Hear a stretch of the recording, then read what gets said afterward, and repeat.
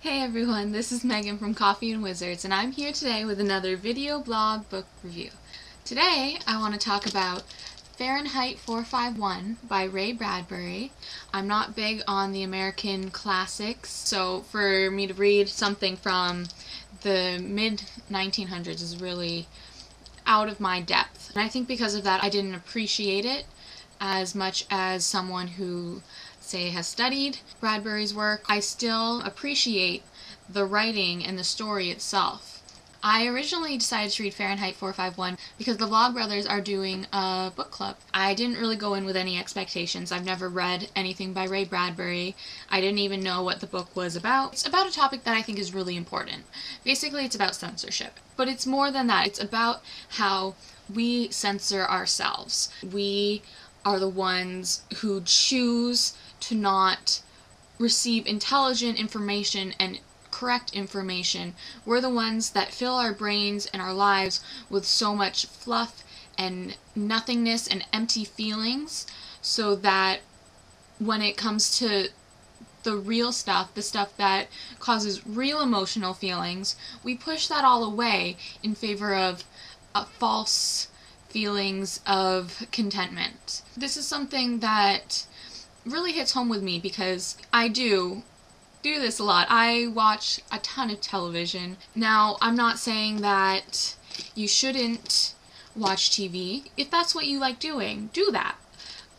But, like with anything, you need to have a balance of things. It really opened my eyes to my choices. Everything that I do, I'm making a choice for how I want the world to be. I choose to watch shows like Big Brother. When I choose to watch that show, I am sending out this message to the media that this is the kind of shows that Meghan likes to watch.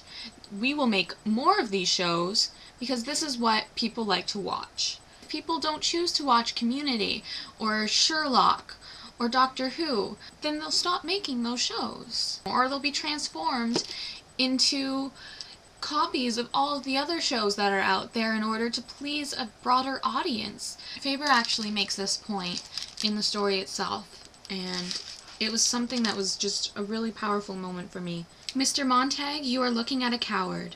I saw the way things were going a long time back. I said nothing. I'm one of the innocents who could have spoken up and out when no one would listen to the guilty, but I did not speak and thus became guilty myself. And when finally they set the structure to burn the books using the firemen, I grunted a few times and subsided, for there were no others grunting or yelling with me by then. Now it's too late. I find that to be one of the most powerful messages and passages in the story because it's very prophetic. I feel like we are at that point that Faber talks about, where the innocents are sitting by, and one day maybe we won't find ourselves exactly in a world where firemen create fires instead of fighting them, but I think that if we continue to be silent, one day we will find ourselves in a world that we no longer recognize, and that us as the readers of the world would not wish to live in.